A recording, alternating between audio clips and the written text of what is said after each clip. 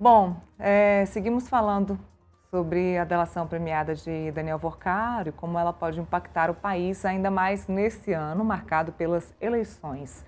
Mas o que é a delação premiada? Como é que ela funciona? Qual a estratégia?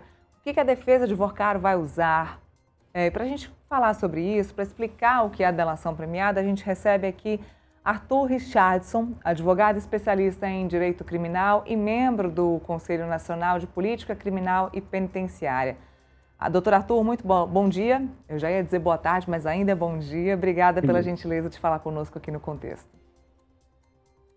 Bom dia, Neila Guimarães, bom dia, Felipe Monteiro. Pois bem, a delação premiada, ou melhor, colaboração premiada, como a legislação prevê, é um meio de obtenção de provas e não acaba por si só.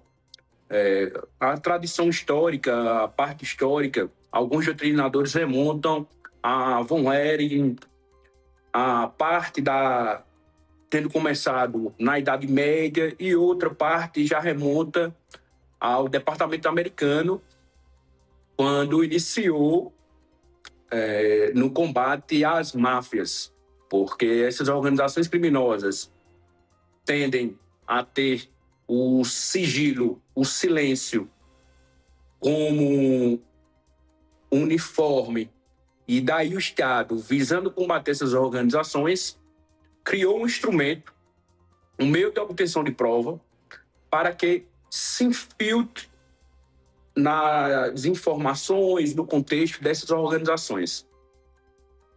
É importante ressaltar que a colaboração premiada possui 5 requisitos únicos cumulativos, que é a voluntariedade, a efetividade, a assistência do defensor, a utilidade e a homologação judicial. É importante destacar que mesmo depois de estabelecida o acordo de colaboração premiada da delação com o Ministério Público Federal ou a Polícia Federal, e nesse caso, ambos conjuntos, que muito provavelmente estão visando evitar uma futura nulidade por parte do Supremo Tribunal Federal. Então, a voluntariedade, o Worcaro já se apresentou, como foi afirmado anteriormente, aí vocês, por nele, no Metrópolis. Ontem, ele assinou o termo de confidencialidade, que é o primeiro passo para iniciar a colaboração premiada. Então, a partir de agora, ele deve conter o sigilo de todas as informações. E outra coisa importante é destacar a efetividade. Ele não tem como escolher fazer uma delação, uma colaboração parcial, principalmente diante da quantidade de provas que hoje a Polícia Federal já dispõe, principalmente extraído do seu celular. Então, se ele vier a escolher, a optar, fazer uma colaboração parcial e, posteriormente, vier a ser descoberto que ele omitiu provas que a Polícia Federal já obtinha, essa colaboração pode ser simplesmente não homologada. Outra coisa importante, outro fato importante é a assistência do defensor. Como vimos, como a mídia tem noticiado, antes ele era acompanhado pelo grande advogado, o Pier Paolo Cruz Butini, só que a mídia noticia que o professor Pier Paolo, teria alguns clientes que colocariam em conflito de interesses em relação à possível colaboração premiada do Worcaro. O Juca, o José Luiz, já acompanhou diversas colaborações. Ele é conhecido por um método mais agressivo, inclusive já havia artigos que comparam com um advogado específico norte-americano que quebra realmente a estrutura de poder, vai para ataque, colabora realmente de forma efetiva com toda essa investigação. E daí podemos observar que esse caso está andando de forma muito rápida. Uma semana atrás, o STF, o Supremo Tribunal Federal, estava decidindo sobre a prisão do Worcaro.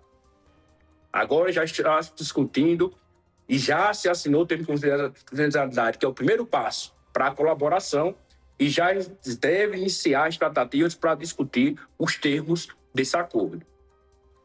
Bom, quando você fala que está indo muito rápido, o que você quer dizer com isso? É importante que a nossa audiência possa entender isso por conta da troca dos advogados, por conta da agilidade do Juca, de uma diferença aí entre os advogados de perfil? Não, eu acredito pelo próprio sistema político. A mídia noticia que o ministro André Mendonça queria decidir, queria ter esse termo de acordo de colaboração premiada homologado ainda no primeiro semestre. Mas conversando com advogados mais experientes em colaboração, eles disseram que é praticamente possível e que isso só seria possível no último trimestre do ano. O sistema político, a organização política, tem interesse de agilizar essa colaboração, principalmente para antecipar o período mais alto do período eleitoral, do período de campanha eleitoral. Sobre a delação, a colaboração mesmo, para quem está nos assistindo entender, a colaboração premiada ela é muito recente, né? A gente vem falando sobre isso desde o governo Dilma apenas. É um benefício que existe há pouquíssimo tempo. Por que isso existe há pouco tempo? Isso não foi criado antes? Por que isso foi criado agora, muito recentemente? Existe algum motivo para isso ter sido criado de forma tão recente no país? Historicamente, de forma internacional, foi criado, foi consolidado pela ONU, Organização das Nações Unidas, no Tratado contra Crimes Organizados Internacionais no ano de 2000. Na legislação brasileira, só veio ser criado no ano de 2009 pela Lei de Organizações Criminosas e aprimorado pelo Pacote Anticrime em 2013. Daí, diante da evolução, diante da complexidade das organizações, diante do avanço da legislação em enfrentamento ao crime organizado, eu acredito que essas tratativas vieram dentro da legislação, vieram a trazer no Brasil de forma mais tardia, porque se formos falar nos Estados Unidos é na década de 80. Se vamos falar na Itália, ou por exemplo, na Inglaterra, data-se que logo depois da Idade Média já existiu de forma inicial em relação ao Instituto da Colaboração. Não com esse nome, mas com outros termos técnicos. Nesse caso da colaboração premiada ou delação premiada, há que ser benéfico para ambos os lados. Então, antes que isso aconteça, o advogado ele precisa convencer o juiz, ele precisa convencer, nesse caso específico, o relator, no caso específico, o ministro André Mendonça, de que isso vai ser benéfico também para a outra parte? Ou seja, é preciso haver um convencimento? Com certeza, um dos requisitos é a utilidade. Então, para a colaboração ser útil para o processo, é preciso trazer novos elementos de prova e também atingir pessoas que estejam no grau superior hierárquico dentro da organização, dentro daquela relação criminosa, num grau mais alto. Então, questione-se quem seriam essas pessoas. Ontem houve um depoimento na CPI do crime organizado, Vladimir Tirman, e ele relatou que provavelmente uma das pessoas envolvidas que estariam por trás do Vorcaro seria o Tanuri. Também noticia na mídia e já se noticia a quantidade de provas que tem em relação a 2 ministros do Supremo Tribunal Federal. Então, a delação precisa trazer, a colaboração precisa trazer provas novas e não adianta, por exemplo, só tentar acusar as pessoas que estejam num grau superior, hierárquico, maior, se eu não tenho provas para contribuir com a investigação, com o processo penal. É importante relatar, como já falei, se ele omitir fatos ou provas e, posteriormente, fique claro que ele já tinha conhecimento diante do acervo probatório que hoje a Polícia Federal já dispõe, esse acordo pode simplesmente não ser homologado. E aconteceu recentemente, por exemplo, que os benefícios foram reduzidos no caso do Mauro Cid. Certo. Deixa eu colocar o Felipe na nossa conversa. Felipe, estamos falando então aqui de colaboração premiada, delação premiada, e de que forma isso pode beneficiar Daniel Worcaro, se isso pode tirá-lo ou não da cadeia, pode deixá-lo numa prisão domiciliar, enfim. Quais os benefícios para Daniel Worcaro e para nós também enquanto sociedade, né? Exatamente, Neila. Bom dia, Arthur. Arthur, eu queria que você explicasse para a nossa audiência, né, entre o termo de confidencialidade assinado pelo Daniel Worcaro e pela defesa na noite de ontem e a homologação na justiça, tem várias fases, né? Queria que você explicasse como é que funcionam essas fases, né, dentro da delação premiada. E outro aspecto que queria que você também pudesse esclarecer é que delação premiada, normalmente, você delata as pessoas embaixo da cadeia hierárquica, né, acima da cadeia hierárquica, né, e você apresenta as provas para a justiça, né? No caso do advogado, que possivelmente ele está bem em cima, né, da cadeia alimentar, né, da cadeia hierárquica, né? Como é que funcionaria essa delação premiada e se os benefícios, nesse caso, já que ele seria, né, um dos principais articuladores, seriam muito mais mitigados em relação a uma pessoa que deletasse normalmente, né? Se ele não for delatar pessoas que estejam num grau superior hierárquico, um dos requisitos da colaboração fica atingido, fica reduzido. O benefício que ele pode conceder, ele pode obter, é redução do terços da pena, substituição por pena restritiva de direitos e até o perdão judicial, que é muito difícil, pelo que temos visto ocorrido no caso.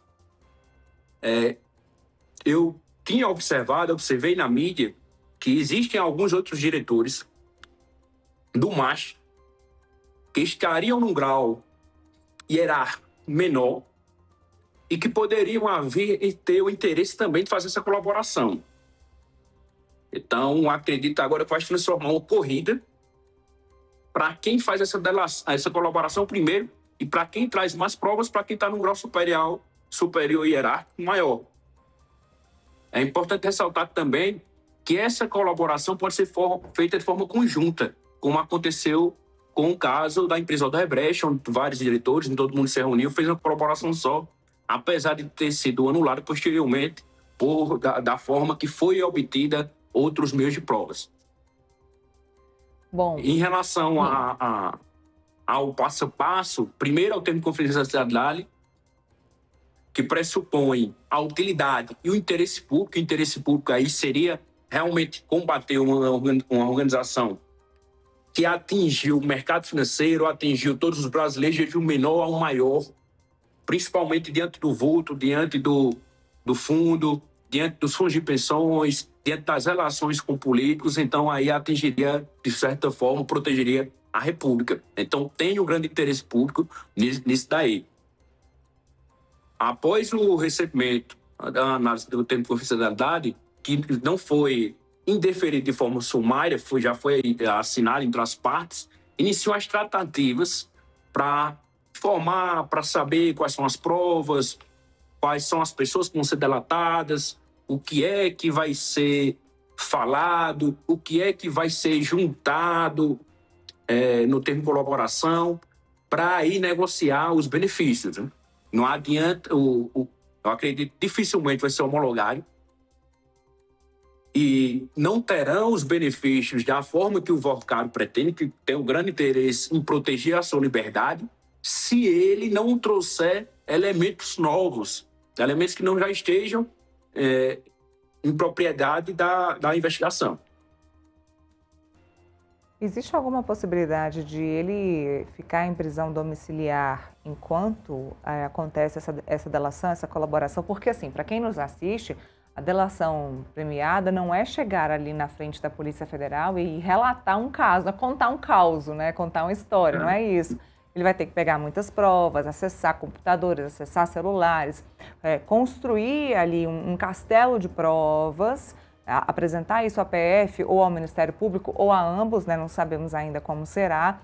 Então, existe a possibilidade de, enquanto essa colaboração acontece, ele permaneça em prisão domiciliar? Existe sim essa possibilidade, só que, diante de um termo de colaboração premiada, é muito difícil que essa medida seja autorizada até como forma de pressão em relação à liberdade, em relação ao interesse nos benefícios da colaboração. Entendido. Para a gente finalizar, Felipe, mais alguma pergunta? Arthur, ao que tudo indica, ele vai fazer essa negociação em conjunto, né, com a Polícia Federal e com o Ministério Público, mas ele podia negociar isoladamente cada um desses órgãos, né? Eu queria que você explicasse para a gente qual que é o normal, né, numa delação premiada, negociar só com a Polícia Federal, ou com o Procurador-Geral, ou com o Ministério Público, ou que se os dois, né, conjuntamente, também é usual. Sim, é um caso inédito esse termo de confidencialidade ser assinado tanto com a Polícia Federal e com o Ministério Público Federal. A Polícia Federal normalmente tende a assinar, a fazer na fase investigatória após a denúncia ao Ministério Público Federal. Em relação à questão política, existe uma preocupação, e até acredito, pelo que a mídia noticiou do ministro André Mendonça, de que, por exemplo, a Polícia Federal seria próximo do Planalto, e enquanto o Ministério Público Federal tenderia a proteger o Supremo Tribunal Federal, o STF. Daí é interessante que essa colaboração seja de forma em conjunto, visando evitar nulidades futuras, como já vimos na história da República, em casos como da Lava Jato. Bom, a gente segue acompanhando essa história. Vamos ver como é que vai se seguir essa colaboração do Daniel Alvorcara. A gente já sabia que seguiria por esse caminho, né? Antes mesmo dele ser preso na Penitenciária Federal aqui de Brasília. Já agradeço, perdi o contato do doutor Arthur. Bom, caiu, mas de qualquer forma já agradeço, ele deve estar nos assistindo. Já agradeço muito pela gentileza de falar conosco e explicar aí sobre esse benefício da colaboração premiada que acontece desde 2013, é isso? 2013, aqui no país. Eu me lembro desde o governo Dilma. Apareceu aqui de novo para a gente, doutor Arthur, obrigada, viu? Gostaria só de agradecer a participação do senhor aqui no Contexto. Muito obrigado, e bom dia para vocês e parabéns aí pela excelente produção e venho acompanhando o excelente jornalismo que vocês têm produzido. Obrigada. Até mais. Até, muito obrigada. Até mais.